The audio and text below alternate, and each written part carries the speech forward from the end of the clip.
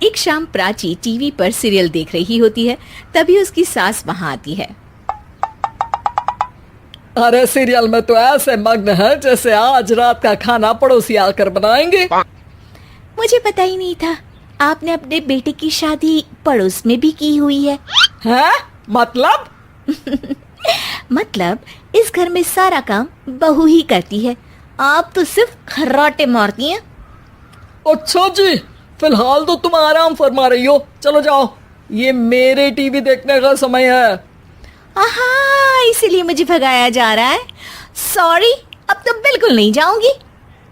प्राची की इस बात पर दोनों सास बहू के बीच टीवी रिमोट के पीछे बच्चों जैसे छीना झपटी शुरू हो जाती है, जिसके बीच श्लोक भी काम से घर वापस आ जाता है। आज मेरी चूहे बिल्ली की जोड़ी किस बात पर झगड़ रही है? अरे तेरे बीवी मुझे टीवी ही नहीं देखने दे रही।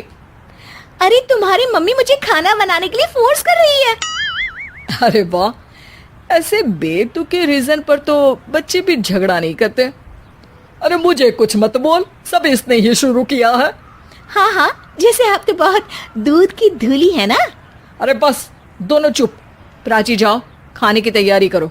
और माँ तुम छोड़ो, तुम्हें क्या बोलूं, शांति से अपना सीरियल देखो, मुझे दोबारा लड़ने की आवाज सुनाई नहीं देनी चाहिए।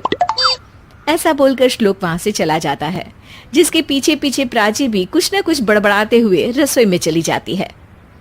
हाँ हाँ, सासू जी को तो कुछ बोलेंगे ही नहीं, बस मुझ पर ही हुक्म चलता है, खाना बनाओ, जैसे मैं इनके घर में खाना बनाने के लिए आई हूँ। इसी तरह शाम बीतती है और रात को श्लोक और प्राची की सास खाना खाकर सोने चले जाते हैं, लेकिन प्राची गुस्से में कुछ खाए बिना काम में ही लगी रहती है।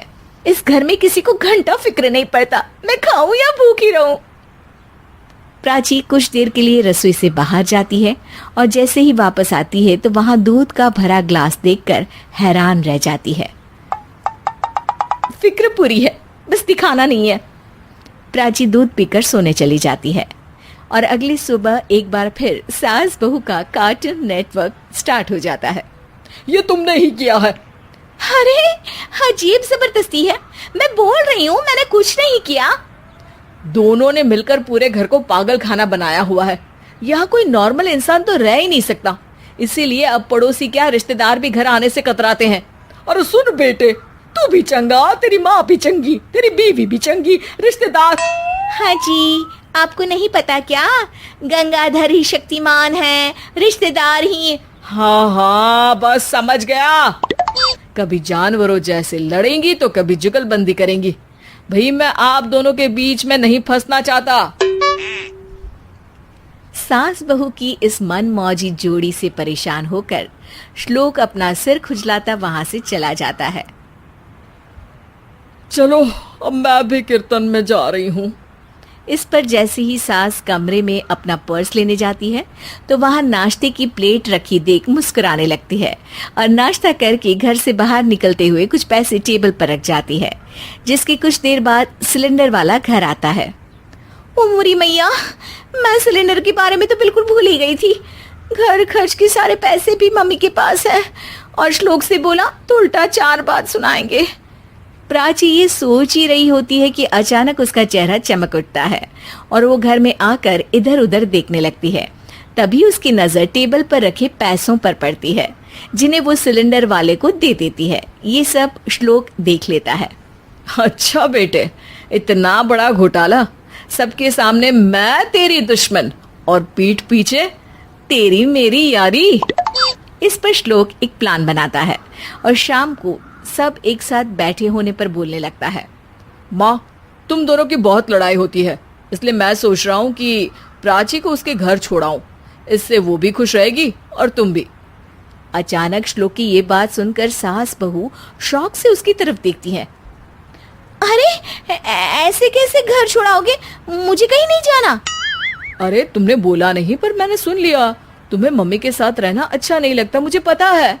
अरे वो, अरे जब बहू खुद कुछ काम बोले तो वो तुझे सुनता नहीं, और अब जो इसने बोला ही नहीं वो तू समझ गया। जब उसे नहीं जाना तो फिर जबरदस्ती क्यों कर रहा है? अच्छा, फिर आपको मौसी के घर छोड़ाता हूँ, बस अब आप दोनों एक घर में एक छत के नीचे नहीं रह सकती। मैं इस टॉम एंड जेरी की जोड़ी को और नहीं झेल सकता। है? ऐसे कैसे नहीं रह सकते? तुम्हें इतनी दिक्कत है तो तुम्हारा बोरिया बिस्तर पैक कर देती हूँ, लेकिन मम्मी जी कहीं नहीं जाएंगी। बिल्कुल यही सुनना था मुझे। अगर दोनों में इतना ही प्यार है फिर हर वक्त ये लड़ाई का नाटक क्यों करती हो? देखा मैंने कैसे माँ किचन में दूध रखती है और तुम उनके लिए कमरे में नाश्ता रखती हो, और कैसे वो पहले ही तुम्हारी दिक्कत समझकर घर में पैसे रखकर बाहर जाती है। अरे भाई, इतना ड्रामा तो डेली सोप में भी नहीं होता जितना तुम दोनों ने इस घर में फैलाया हुआ है। तू हमें टॉम एंड जेरी बोलता है ना, तो याद कर वो दोनों भी एक दूसरे को बाहर वालों की बुरी नजर से बचाने के लिए हमेशा सबके सामने लड़ते थे, लेकिन अकेले में दिक्कत के समय मदद भी तो करते थे। बस हमारा रिश्ता भी कुछ ऐसा ही है। और वैसे भी अगर सास बहू में तू मैं नहीं होती तो दुनिया वालों को कहानियां कैसे मिलेंगी?